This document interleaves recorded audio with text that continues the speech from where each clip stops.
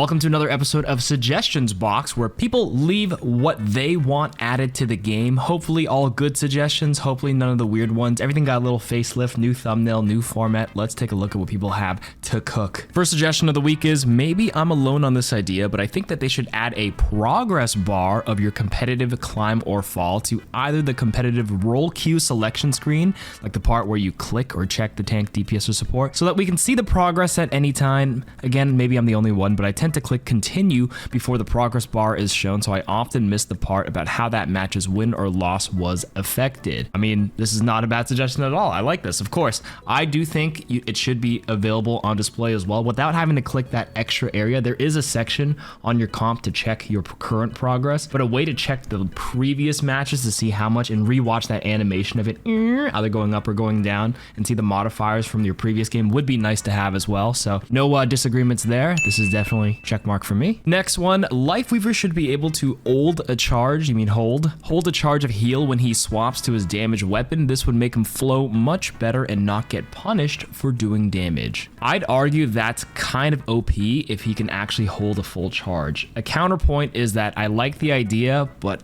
what I would do is, if you swap weapons, your previous full charge would slowly start decaying. Because if you think about it from a balance perspective, the fact that I can hold an 80 HP charge at any time while DPSing the whole time sounds really strong on paper. Like, unless we nerf other aspects of Lifeweaver before implementing your idea, like off the rip with these numbers, that's a little too strong. So, the alternative is, yes, I like the idea.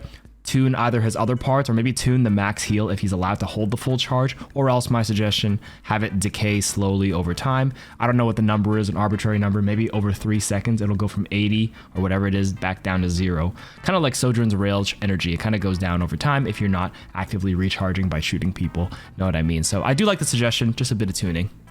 Next suggestion is, Junker Queen should have an indicator on how much bleed she has generated. In what way? I'm not really sure how this would be implemented, because you can bleed multiple targets and it's not like a bar you have to fill. You don't need to hit a threshold for anything other than just the fact that you're just healing. I'm not sure if we need an extra indicator on how much bleed generated on your UI, but maybe something like, at the end of a game, a stat line you can check for Queen individually is to see how much bleed damage was done or how much bleed healing, but I don't think we need to add more UI clutter, so this one's a no for me.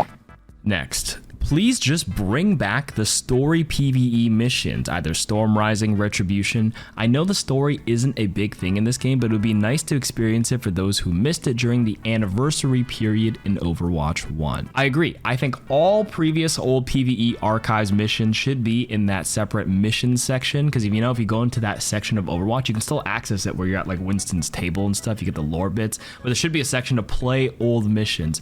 I think the reason why Blizzard isn't doing it, because they had to maybe dedicate a separate matchmaking server or a separate queue for all the separate missions. And I heard right now, if you queue for the Rio and the paid PvE missions, nobody's playing them. It just fills bots. But I think they could hopefully add these, and if people are interested enough, you may be able to find a match, especially if you queue for not legendary, you queue for expert or whatever. But I think it's good to add. Blizzard probably won't because of resources and sending devs to make sure the thing functions. But I agree. I do think they should bring it back. It's up to them to implement it correctly.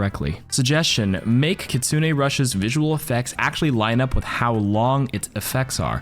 Currently, the effects of Kitsune Rush run out before the visual effects of the path go away, making you think it's still active when it's not. Small gripe, but it makes a big difference in a fight's moment to moment. That's interesting how it lingers a little bit longer. I actually didn't really notice it. Maybe it's because I don't actually look at Kitsune Rush based on the visual on my screen. I look at it based on the sound and that little wispy part of your UI. When you're under the effects, you get that little acceleration. I think it glows a little white as well.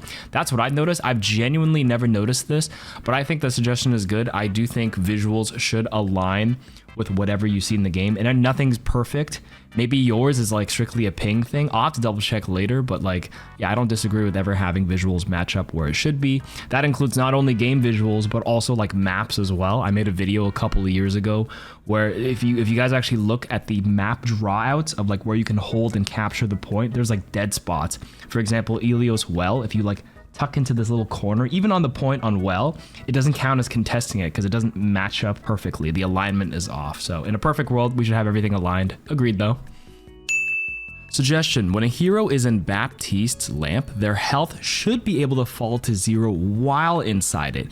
If the lamp breaks while they're at 0, then they die. I'm not a programmer or a dev, but I actually think that creates complications. I think you can put them at like 1 HP, but I think the moment like an HP value is set to 0, then like the game state has to change to death. I think like adding that layer of complexity where it's like if 0, but also in this conditional area, like I just feel like that's just gonna open up a lot of bugs. If anything, you might as well just nerf your base HP that you're allowed to stay at. Currently, it's at what, 20% of your health?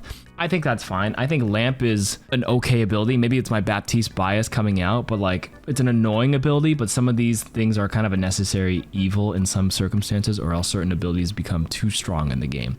I know a lot of people who don't play support will be like, well, if my ability can't kill because they can press this button and deny it, then it's imbalanced. But you need that, or else just DPSs and tanks just run the game. And you can argue supports ran the game for a bit, but supports have been tuned down enough that I think tanks actually run the game right now, despite all the chatter out in the community saying supports are still OP. But no, I don't think this should do this. I think it's fine the way it is right now. Next suggestion is Blizzard should build a set of tools for the workshop to allow map creation using the hero mastery assets. Ooh, like the hero mastery is like that whole like blue kind of like polygon-esque map, right? Blizzard, please add a code editor in the game for workshop because the UI is cumbersome. This would be a huge quality of life feature for creating workshop modes. Yeah, I have nothing else to add to this. I agree. Blizzard should invest more tools into the workshop and custom creation mode. I mentioned this in a previous video, but I did a workshop video on my main channel like 4 years ago. And at the time in Overwatch 1, apparently there were 2 devs that created and made the workshop. And both those devs left within like under a year after I made that interview or did that interview and video with them. So if I'm not mistaken, since 2021, don't quote me on this, they haven't really had anybody like dedicated on the workshop that I'm aware of. In Overwatch 2, I think they maybe had an engineer or dev like just make sure that ported over correctly, but no tools or quality of life changes have been added to the workshop in a long time. And I agree, Blizz should build a set of tools and invest in this because the custom mod and custom workshop community should be something that should be fostered. You can see it in other games, especially on Steam and mod packs with Skyrim and Fallout and Baldur's Gate mods, and all of these tools that are available for people in the community can generate and create so many cool things for both the community, and it can even like be an official map or like an official mod and even spawn a whole new game mode. Isn't that how like Dota came out? If I'm not mistaken, it was like a mod from Warcraft, something along those lines. But more community tools equals a big yes for me. The next suggestion is a proposed rethinking of the Immortality abilities, quote unquote. We have, Suzu, Life Grip, and Immortality Field. I'll list the 3 ideas and put the reasoning below to keep it concise so you can choose if you want to include the reasoning in the video or not. Okay, let's see. So your Suzu, you're saying it should remove the Immortality and make the cleanse a debuff timer acceleration. So for example, if an Ana grenade is 4 seconds anti the Suzu and you Suzu them, the nade's timer is shaved off 1.5 seconds of its entire timer, or make it pass faster during the duration of Suzu. For Life Grip, it's not an auto aim anymore. Make it like a Roadhog hook on a teammate, no Immortality, but like a 50 HP shield on hit before pulling. And then for Immortality Field, you want to keep the Immortality Field, but once the HP threshold is reached, make any negated damage be transferred to the lamp itself. Interesting. For the Suzu, I don't think the Immortality is a bad thing on its own, but you just have to like remove one thing but keep something else. So if you want to remove the Immortality, you can just keep the cleanse, and that's fine for a support hero to be able to cleanse something. I mean, Zarya has 2 cleanses in her bubble built in, so it's just a single cleanse on a support hero. I don't think it needs to complicate it with the timer, because the timing there would be a little hard or unintuitive to kind of like read off the rip if someone's been Suzu'd and you try to time something.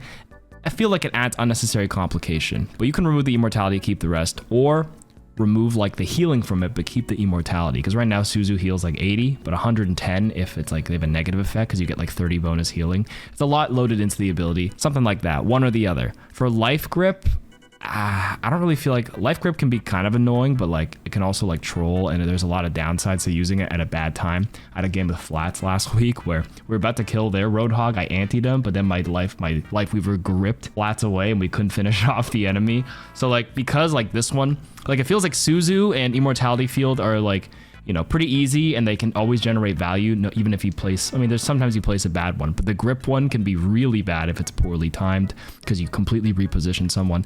I actually don't even think you need to change life grip too much. Making it like a Roadhog hook would mean it has to be a much lower cooldown, which means there could be a lot more life grips being run around. Is that even that much better than the current one?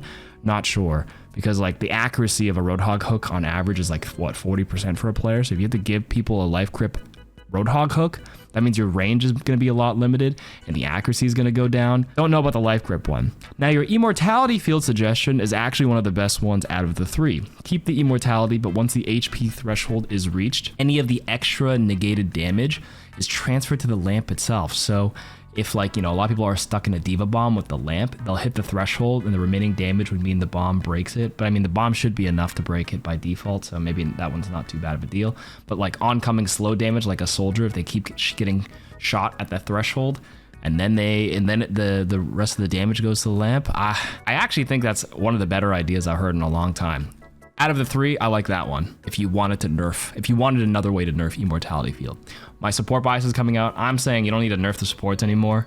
Low key, I think they're like okay right now relative to the power level of all the other heroes, because DPS heroes have the DPS passive. Tanks just got all this armor and like headshot damage reduction.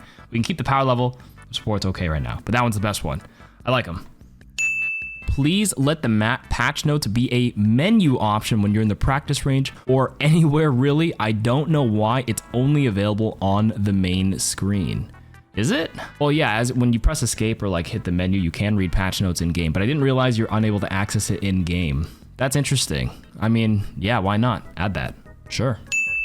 Okay, this one's a hot take, but I guess a game suggestion that we added in here. Tracer should only have 2 blinks. 3 blinks and a recall is way too OP for such a tiny hero hitbox who effectively has 350 HP. 2 blinks, like a 33% cut on the blink uptime is kind of a massive nerf. Like, I know Tracer kind of runs lobbies at high elo, but like there has to be another way to kind of like nerf her a little bit where like in the hands of a really high skill ceiling hero, she should still be able to dominate. But like if you've seen any bad Tracers, she doesn't even have effectively 350 HP. She's still effectively 150 because they're bad, or 175, excuse me, and they just get shot and killed and stuff. Yeah, I'm okay with like slightly nerfing Tracer, but like not by cutting a blink completely. This one's a no for me.